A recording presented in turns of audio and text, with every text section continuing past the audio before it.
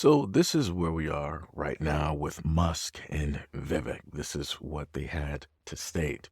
Elon Musk and Vivek, who will soon head President-elect Donald Trump's Department of Government Efficiency, or DOGE, have repeatedly demonized undocumented immigrants. In recent days, though, Musk and Vivek have both argued that big tech firms desperately need foreign workers, generating controversy among the MAGA base.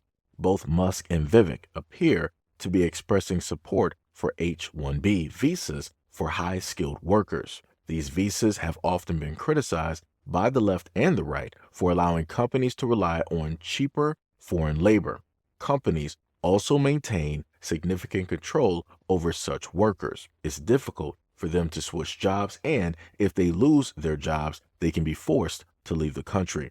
Musk took to a social media website X on Wednesday to argue that Silicon Valley firms need foreign workers because there aren't enough super motivated and super talented engineers in America.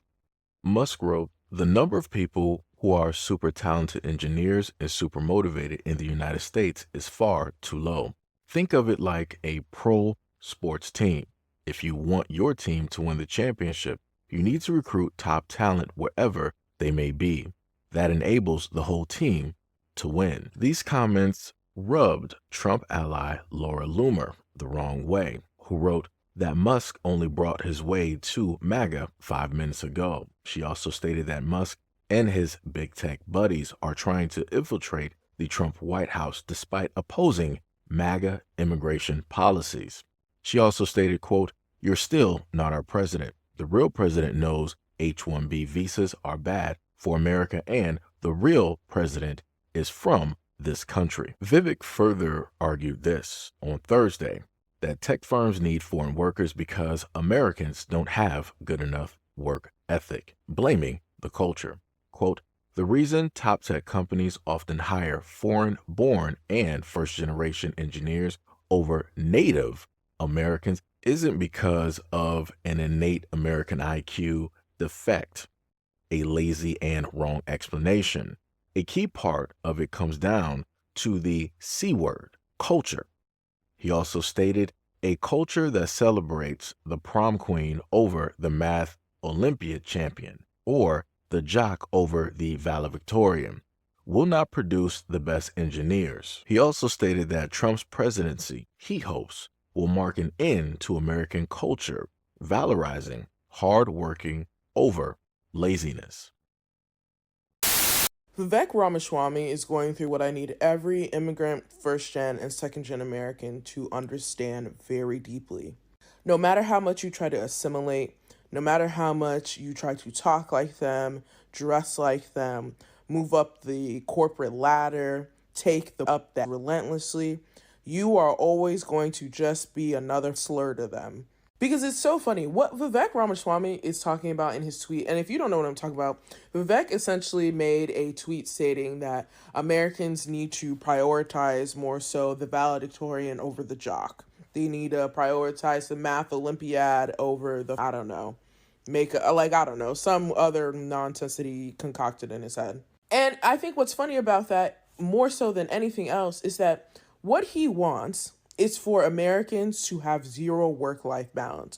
What he is describing, all of these parents who immigrate into the U.S. and give birth to children here or bring children here, and then raise them to have no social life, no social skills, but literally can work for a corporation day in and day out, asking for no time off, no paid leave, no sick leave, none of that. They want you to be a robot. They want you to be another cog in the machine for capitalism. And so many immigrants come to the United States thinking that if they just do that, if they just be the cog in the machine, and all these ungrateful Americans are just being so ungrateful and don't want to work and all that shit, they can just rise up. And very obviously by the slurs that are being hurled at this man, who by all intents and purposes is going to be one of the most powerful people in America, it should be incredibly telling that they never gave a fuck about you. You were always a token and you were going to get spent at some point or another. And I also think it should be more telling to more immigrants that the only thing that people seem to value in you as a human being with complex ideas and thoughts is the work in which you will put into the system. Not who you are, not anything about your culture, not anything about the arts and the creativity that you have, only that you can work in the machine and shut up and not complain about it. That's all they want out of you. And if you can't do that, they are simply going to replace you with somebody else who will. So, why on God's green earth are you giving all of your attention, all of your time, all of your capabilities to people who don't care about you in the name of trying to find the American dream? And I say this as somebody who is first gen. I did the bullshit. I got the engineering degree.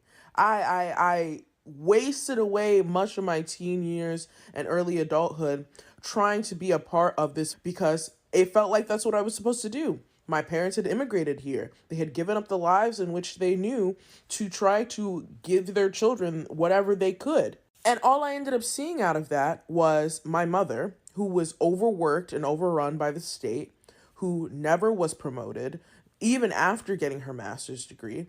And I recognized, why the would I bend over backward for a corporation of any kind who is just going to use me as a diversity pick and then throw me away when I'm no longer worth it?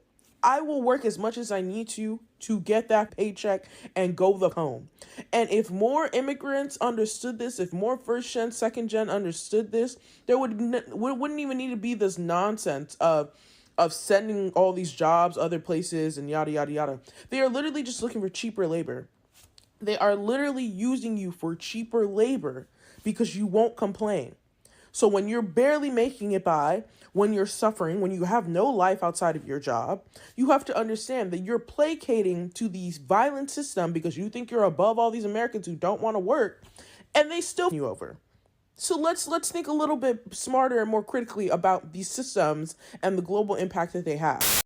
I've been trying to figure out what's been going on in X the last few days with the complete meltdown of Elon over the last 3 days since Christmas, and Vivek telling people that it's the culture that's broken, the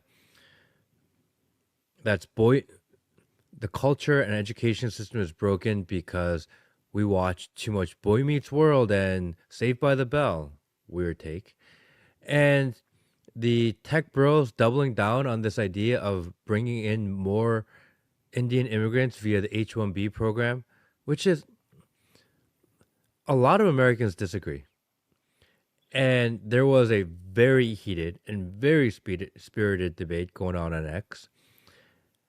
And the tech bros and Elon and Vivek and a lot of the MAGA large accounts, which is really odd that they're not taking the side of the people, they can't let it go.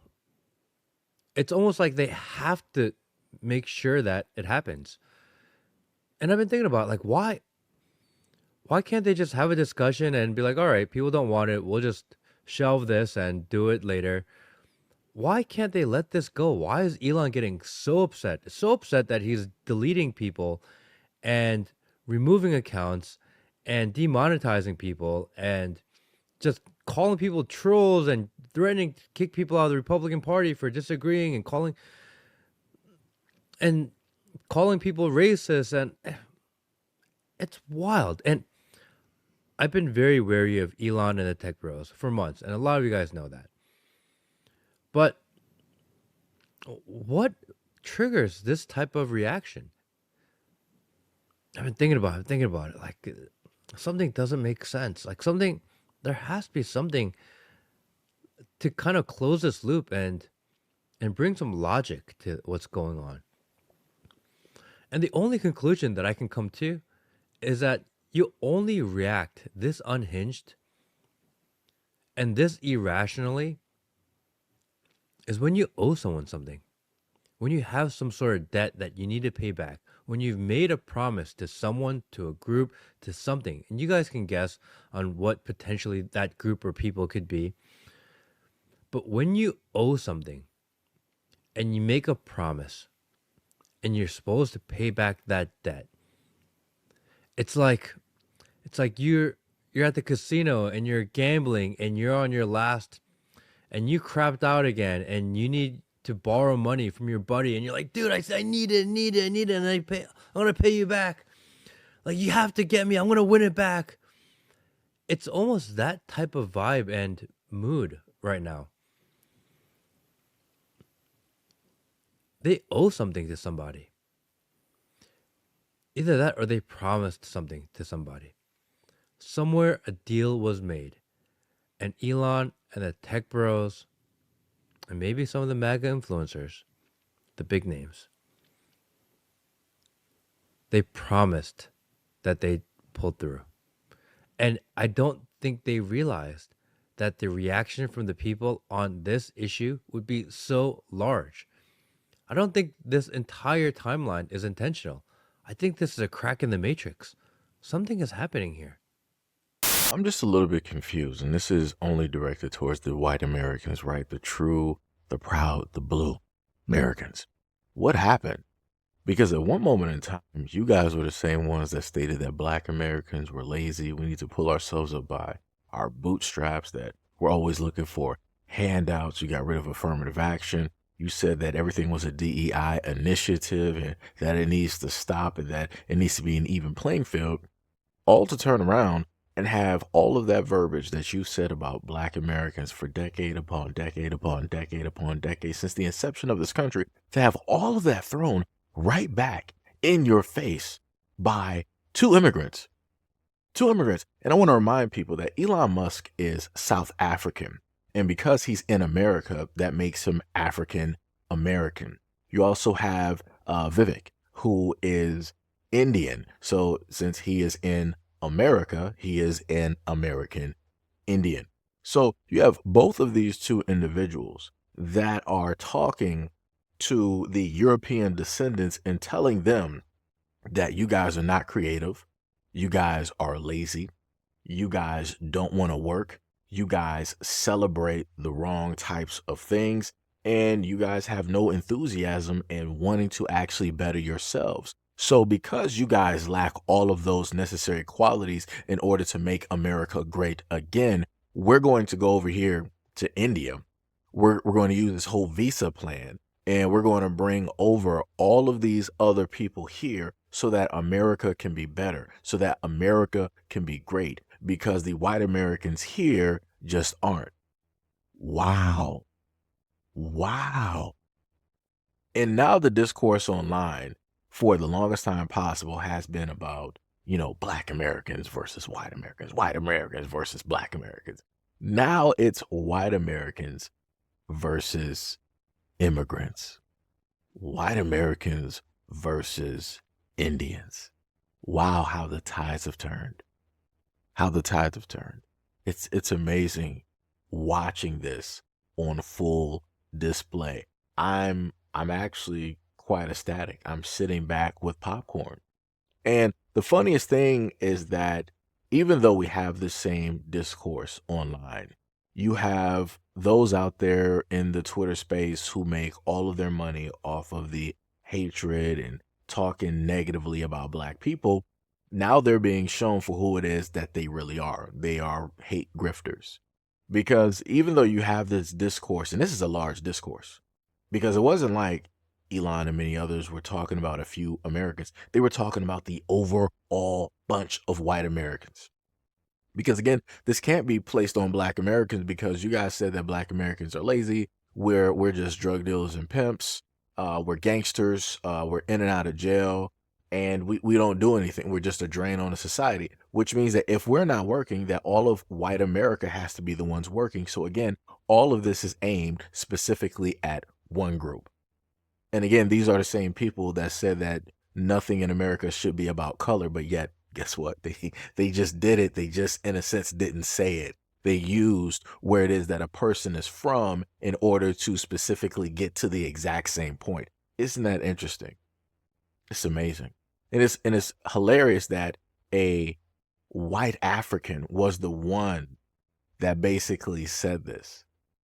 It's funny that a more melanated or a darker complected Indian was the one that said these things. It's funny how these two minorities were the ones that are talking this much about the white American populace and how it is that, you know, they can't seem to get this country going, stabilize it, make it great again.